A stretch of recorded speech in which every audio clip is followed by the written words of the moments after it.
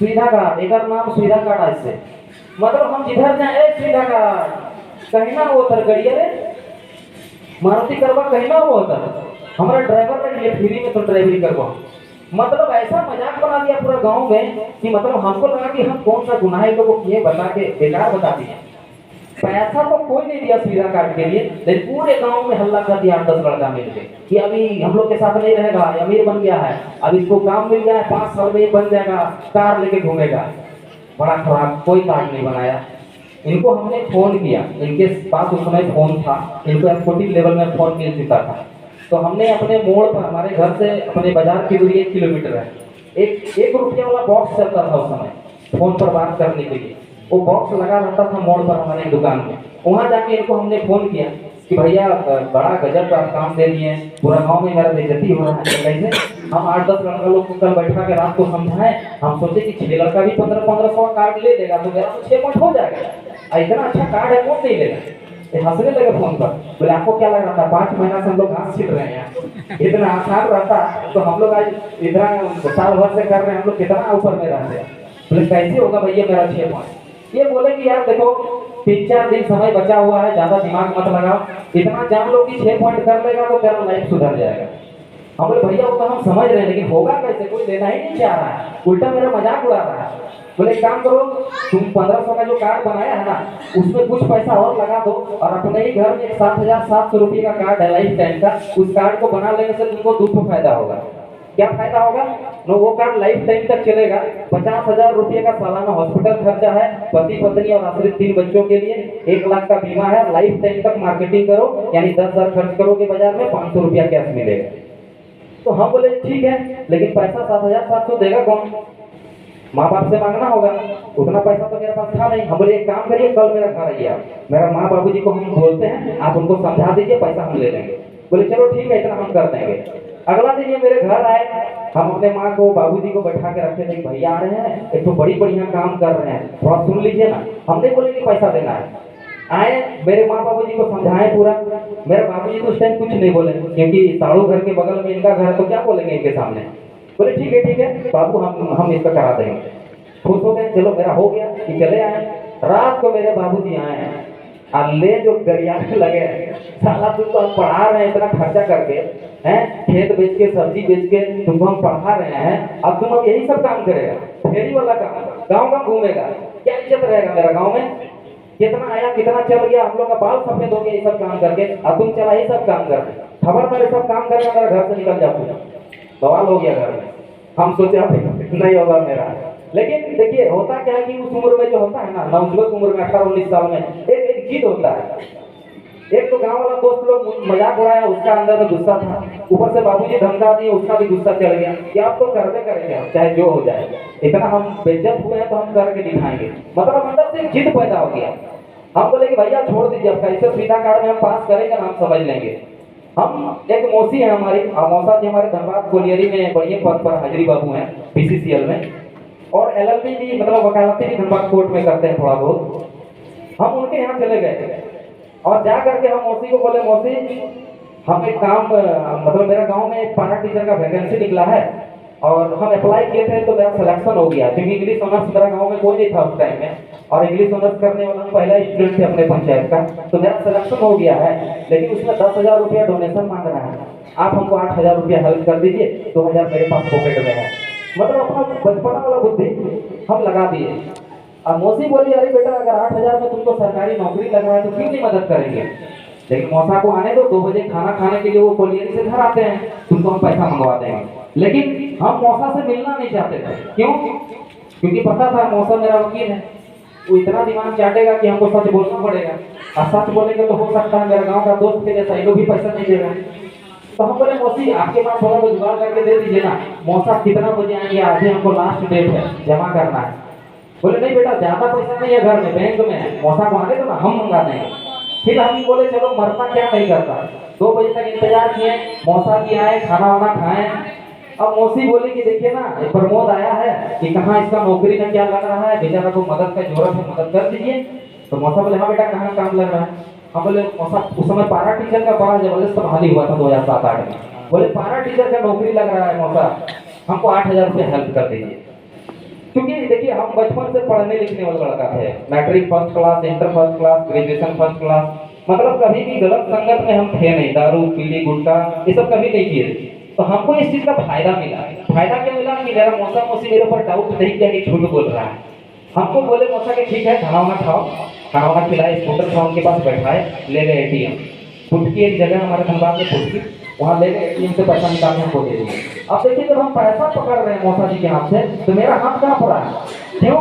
कभी झूठ बोल के हम किसी से 5 टका नहीं लिए और अपना मौका से हम 7,000 रुपया ले रहे हैं, तो मेरा हाथ भी कहाँ पड़ा है? लेकिन मन में हम सोचे कि अब जो होगा देखा जाएगा, इतना झूठ बोल दिए तो आ गया पार।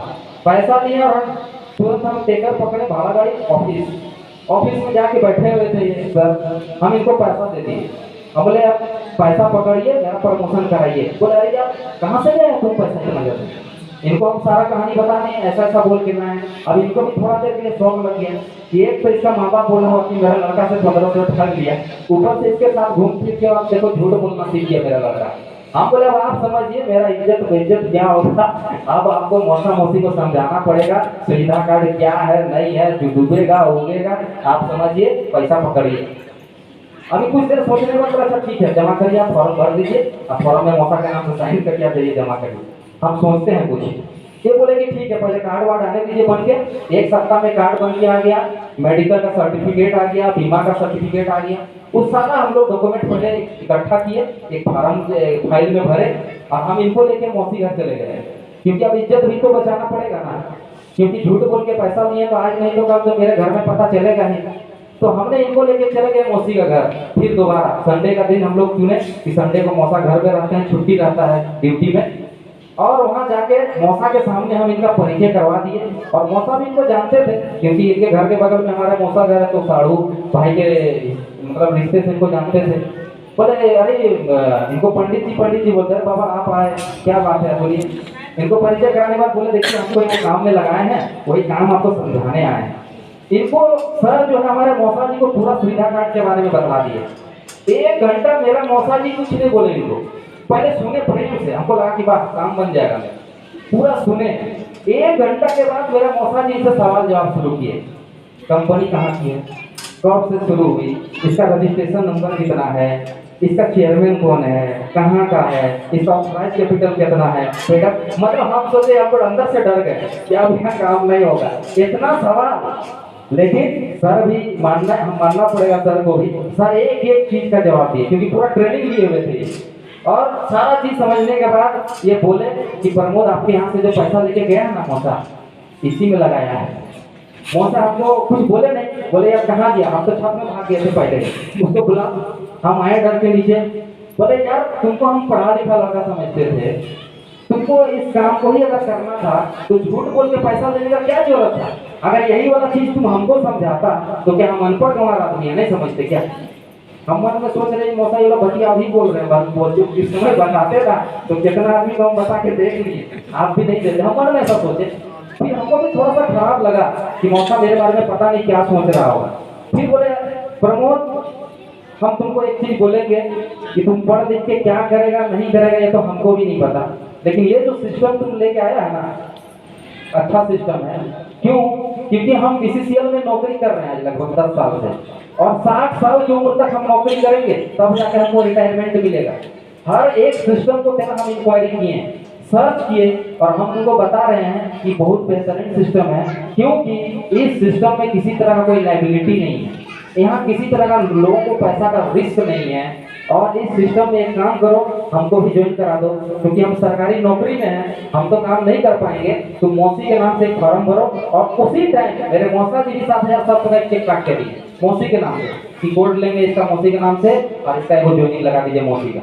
मतलब जब मौसा जी के मुँह से ये बात सुने ना 1.5 घंटा के बाद, तो मेरे अंदर जो थोड़ा बहुत डर था, डर खत्म हो गया कि जब एक अफसर क्लास का आदमी जो किसी कोलियरी में हाजिरी बाबू है, प्लस धनबाद कोर्ट में वकालती करता है, वो जब इस सिस्टम को सुनने समझने के बाद बोल दिया कि अच्छा सिस्टम है, तो अब किस बात का डर?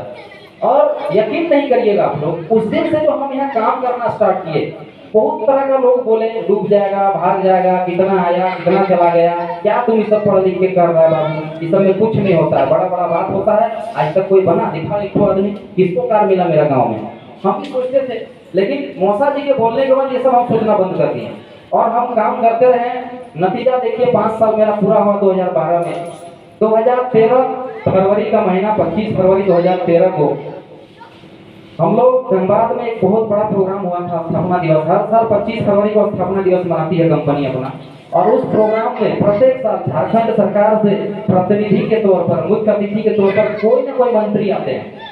और जिस समय हमारा 5 साल पूरा हुआ, संजोग देखिए उस समय एक मिनिस्टर हुआ करते थे जो अभी टुंडी से विधायक हैं, श्री मथुरा प्रसाद महतो, उस समय भू राजस्व मंत्री हुआ करते थे झारखंड सरकार में। उन्हीं के हाथ से हमको मारुति कार की चाबी मिली और 10 से 15 हजार लोगों की भीड़ थी उस प्रोग्राम में। उस प्रोग्राम में हमने अपने मौसा जी, मौसी, माँ, बाबूजी सबको बुलाए थे। और मेरा मौसा जी उस दिन स्टेज पर माइक लेके स्पीच भी दिए और हमको बोले थे कि देखिए मेरा साढ़ू का लड़का है और हमको आज गर्व है कि हमसे झूठ बोल के इसमें पैसा लगाया था, लेकिन हम यहाँ 10 साल 15 साल नौकरी करके जो नहीं कर पाए कोलियरी में, ये लड़का इस सिस्टम में 5 साल में करके दिखा दिया। और आज हमको गर्व हो रहा है अपने भतीजा के ऊपर। और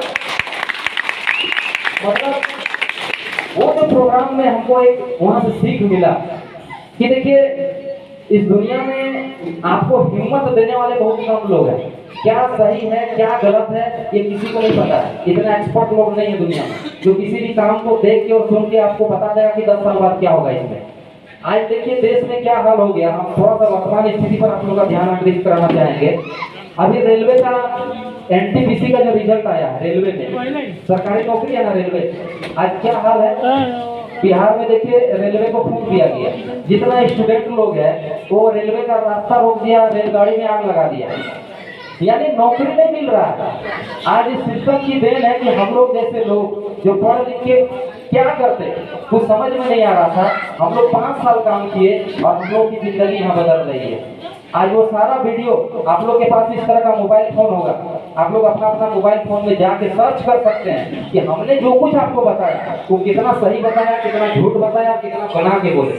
आप YouTube में जाइएगा, मेरा नाम खोजिएगा प्रमोद कुमार महतो नेट इंडिया लिख के YouTube में सर्च करिएगा, उस प्रोग्राम का वीडियो YouTube में डाला हुआ है। देखिए कि क्या सम्मान होता है, 5 साल में कैसे जिंदगी बदलता है। हम लोग हवाई चप्पल से शुरू किए थे, हम लोग को ढंग से कपड़ा पहनना नहीं आता था, लेकिन इस सिस्टम में 5 साल काम करके अपना जिंदगी बदल लिए। ये सिर्फ और सिर्फ सुविधा कार्ड की देन है। आज यही मौका जो हमको 15 साल पहले मिला था आज आप लोग को मिला है। आप लोग को ये तय करना पड़ेगा। हिम्मत तोड़ने वाले लोग बहुत हैं, लेकिन हिम्मत देने वाले बहुत कम लोग मिलते हैं समाज में।